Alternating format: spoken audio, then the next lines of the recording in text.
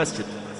دخلت مرة في عشاء معزوم عليه، فلما جعلت أسلم على الناس مددت يدي لأحدهم فهز رأسه وقال مرحبا يا شيخ، ما مد يده، فاستغربت ونظرت إليه فإذا يداه مقطوعتان من عند الكتفين. ما أدري هل ولد هكذا ولا أصيب بمرض أو حادث، ما أدري، المهم ليس له يدان. فجلست، وزعوا القهوة وهو ينظر إلى فناجين القهوة تمر، يتمنى لو واحد يتصدق عليه يصب له فنجان ويبدأ يشربه. ينظر إلى التمر، أطيب أنواع التمر بين يديه، يتمنى لو واحد أخذ تمرة وحطها في فمه وبعدين لما يأكلها يضع يده مرة أخرى عشان يأخذ النواة. قلت في نفسي ربي أوزعني أن أشكر نعمتك التي أنعمت علي. ترى لو احتاج هذا إلى الحمام من سيذهب به؟ دخل الحمام وينزع ملابسه، فإذا قضى حاجته ألبسه، وضأه ثم ألبسه الملابس مرة أخرى. يا أخي إذا رأيت جسمك يتحرك كما تريد قل ربي أوزعني أن أشكر نعمتك التي أنعمت. إذا دخلت إلى الحمام وقضيت حاجتك قل ربي أوزعني أن أشكر نعمتك التي أنعمت علي.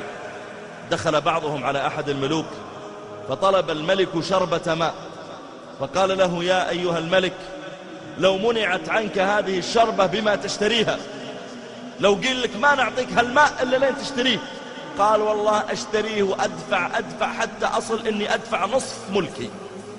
قال فلو أنك شربتها واحتبست في داخل بطنك ولم تخرج إلا بنصف ملكك الآخر تدفعه؟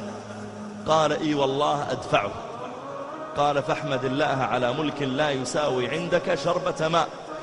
والله يا أخواني رحت قبل أمس لمركز غسيل كلى زيارة، أطفال أعمارهم على 7 سنوات عنده فشل كلوي وعلى هالسرير ومشبكين له الأسلاك، وأمه عنده تمسك يده لا يلعب بالأسلاك عشان يسوون له غسيل كلوي، ويأتي كل سبت واثنين وثلاثة وأحيانا يأتي الجمعة، وتقول أمه والله يا شيخ لو تمسكنا زحمة وانت أخر نصف ساعة ما دخلونا، لأنه يصير خلاص بدأ دور الشخص اللي بعدكم، خلاص أنتم تأخرتوا.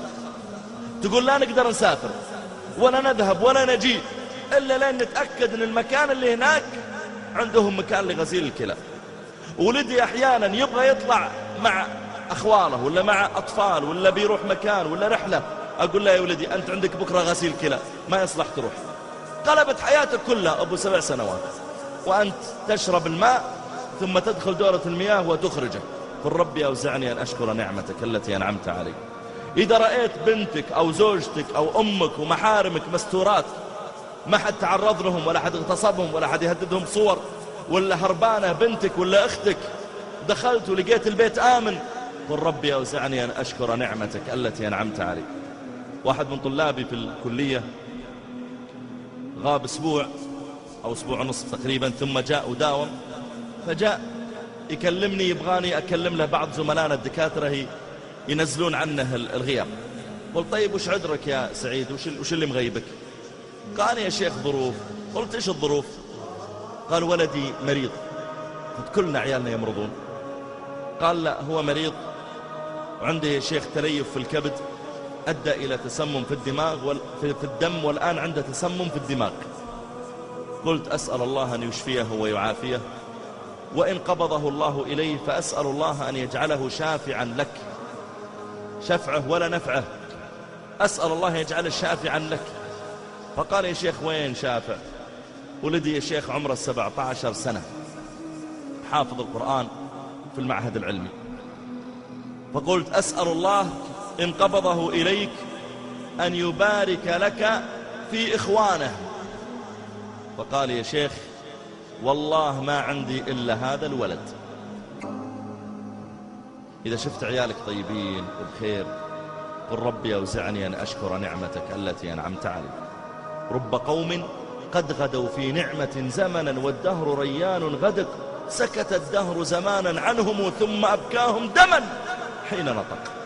كم من إنسان أصبح صحيحا وأمسى سقيما، أو أصبح فرحا وأمسى حزينا، أو أصبح سليما وأمسى مصابا. أو أصبح مستورا وأمسى مفضوحا. كم من واحد نعوذ بالله ما يمسي الليل إلا اكتشف أن أخته مصورة وصورها في الإنترنت ولا في غيره. أحمد الله إذا رأيت نعمة، قل ربي أوزعني أن أشكر. يا ربي ساعدني ووفقني أني أشكر نعمة السمع ونعمة البصر ونعمة اللسان ونعمة اليد ونعمة المشي، والكلى تتحرك والكبد تشتغل والقلب يشتغل. يا ربي أوزعني أن أشكر نعمتك التي أنعمت علي.